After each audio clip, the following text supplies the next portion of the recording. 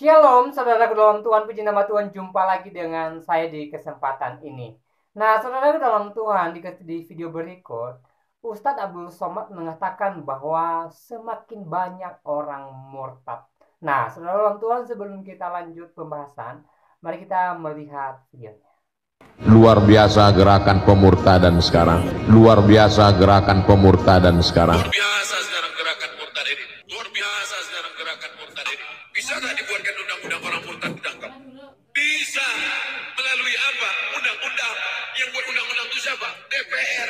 Yang pilih DPR siapa? Dinikahi, pura-pura masuk Islam, setelah punya anak, dia ancam. Kalau kamu mau tetap suami saya, ikut agama saya. Kalau kamu tidak mau, saya tinggalkan. Perempuannya tidak kerja, tidak ada duit, takut, akhirnya murtad.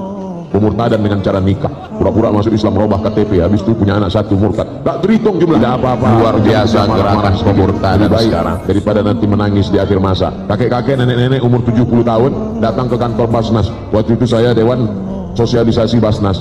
Ustadz Somad nggak usah ikut rapat. Kenapa Pak Ketua? Ustadz, itu ada mau orang konsultasi. Ada apa Pak? Anak saya perempuan nikah dengan non muslim, dia mualaf masuk Islam. Setelah anak 3 dia murtad. Sekarang 5 keluarga saya murtad Pak Ustaz. Anak saya, mantu saya, cucu saya 3. Sekarang 5 keluarga saya murtad Pak Ustaz. Anak saya, mantu saya, cucu saya 3. Saya waktu itu ragu mau ngasih tahu tegas siapa yang murtad. Saya takut saya gitu dua-duanya meninggal. Saya bilang bapak pulang aja ke rumah, makan enak, banyak-banyak zikir, banyak-banyak doa, mudah-mudahan Allah balikkan hatinya. Sudah tak tertolong lagi, bagaimana caranya? Ini berawal dari kenapa bisa anak nikah dengan orang tidak seakidah. Gara-gara nonton sinetron, gara-gara nonton artis infotainment. Beda agama nggak apa-apa. Dalam Islam tidak bisa. Dalam Islam yang pertama kali dilihat adalah agamanya. Tungkahul mar'atu li arba', perempuan dinikahi karena 4. Limaliha karena hartanya, wali asabiha karena keturunannya, wali jamaliha karena kecantikannya. Tapi pandang yang keempat, fasfar bidzatid din, lihat agamanya. Taribat yadaka, kau akan selamat. Kalau mau mencari menantu laki-laki, tidak aja aku mentardawna dinahu. Kalau ada orang yang meminang anakmu, maka yang pertama kau lihat din agamanya, wa khuluquhu akhlaknya. Ini mentang-mentang ada orang minang anak, begitu dibuka gorden dilihat mantu mobil baru, oh ini dia sesuai dengan istikharahku tadi malam, istikharah cinta. Oh inilah calon mantu kita. Padahal suaminya udah ngasih tahu, ojo ke susu bu. Inilah dia. Ternyata setelah dinikahi seminggu murtad dia. Dunia tak dapat, akhirat tak dapat. Menangis anak pulang meleleh air mata. Mama. Dunia tak dapat, akhirat melayang. Nauzubillah. Mesti tanya-tanya, mesti resek, mesti cerewet demi keselamatan anak. Yang sudah terjadi apa boleh buat. Nasi sudah jadi tai ayam. Orang sudah murtad, ibu cerita bu. Baik, saudara dalam Tuhan, itu videonya. Kita sudah simak apa yang disampaikan oleh Ustadz Abdul Somad di video tadi.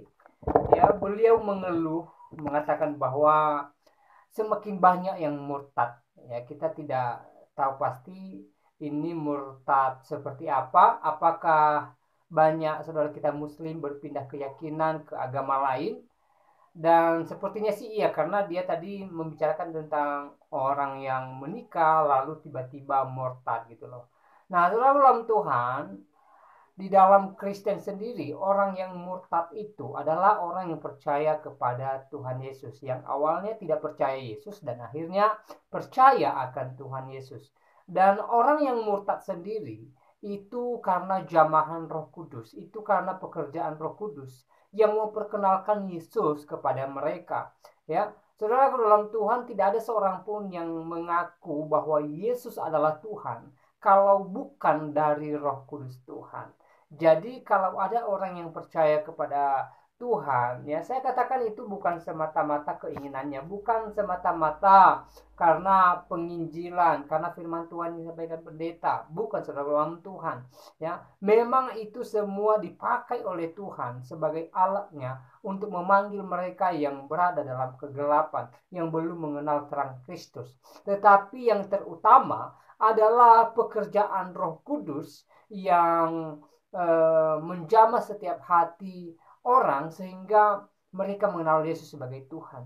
Ya, Tuhan juga memakai para hamba Tuhan, para pendeta, para penginjil, orang-orang yang menyampaikan firman Tuhan, sehingga melalui pemberitaan mereka banyak jiwa-jiwa yang dituai untuk kemuliaan nama Tuhan. Nah, saudara dalam Tuhan, sekali lagi ya, kalau di Kristen sendiri orang yang murtad adalah orang pilihan Tuhan. Karena firman Tuhan berkata, bukan kamu yang memilih aku, tetapi akulah yang memilih kamu. Akulah yang menjadikan kamu sebagai orang yang percaya kepada aku. Itu artinya. Nah, saudara dalam Tuhan, sekali lagi, jikalau Ustaz Abdul Somad di video tadi mengatakan banyak yang murtad, ya, sebagai orang Kristen, jika ada orang yang datang kepada Kristus, tentu ini merupakan sukacita bagi kita, di mana yang melalui pekerjaan Roh Kudus, ya, kita boleh melihat bahwa kuasa Tuhan nyata, kuasa Tuhan dahsyat, ya, dan kuasa Allah Roh Kudus Tuhan mampu memperkenalkan Kristus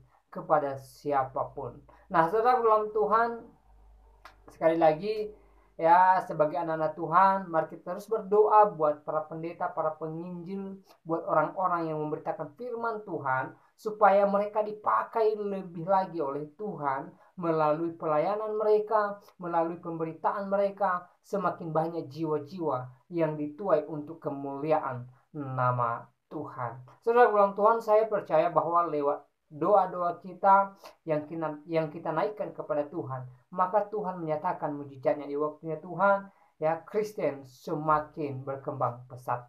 Saudara dalam Tuhan, kalau kita melihat beberapa tahun belakangan ini, terkhusus di Indonesia, Kristen kadang mengalami begoncangan, kadang mengalami intimidasi, ya, ada penolakan terhadap Kristen, ada penolakan terhadap gereja, ada pengerusakan terhadap gedung gereja, ya, jemaat gereja yang sedang beribadah kadangkala dibubarkan di beberapa tempat di Indonesia ini, dan ini sudah terjadi, saudaraku dalam Tuhan. Namun sebagai penghiburan bagi kita, di mana walaupun Kristen mengalami berbagai masalah, berbagai intimidasi, tapi Tuhan tidak pernah tinggal diam menyertai kekristenan. Terbukti sampai hari ini Kristen boleh berdiri tegap dan Kristen boleh semakin berkembang di Indonesia ini, sebagai bukti bahwa Tuhan menyertai kekristenan sendiri. Jadi kalau kita melihat hari-hari ini kekristenan mengalami berbagai masalah, saudara Tuhan, kita tidak boleh kecut dan tawar hati, kata firman Tuhan. Ya, jangan kesal, jangan membalas, ya. Tetapi kita serahkan semua kepada Tuhan, dan kita percaya bahwa Tuhan pasti mendatangkan kebaikan bagi Kristen itu sendiri. Hal yang terpenting adalah doa kita, di mana kita berserah kepada Tuhan dan percaya akan kuasa Tuhan, sehingga di waktunya Tuhan, Kristen semakin berkembang pesat. Kalau kita melihat perkembangan kekristenan di Indonesia ini terkhusus dan juga di dunia ini, sangat luar biasa dalam Tuhan. Ada istilah kata mengatakan, ya, Kristen semakin dibabat, semakin merambat. Ini semua terjadi atas pertolongan Tuhan, atas penyertaan Tuhan bagi kekristenan sendiri. Sekali lagi mari kita bersyukur kepada Tuhan dan mari kita berdoa kiranya di setiap waktu ada jiwa-jiwa baru yang memuji memuliakan nama Tuhan. Nah, saudara Tuhan, saya tidak panjang lebar menyampaikan pesan melalui video ini. Kiranya video singkat ini memberkati kita dan Tuhan Yesus memberkati kita semua. Shalom.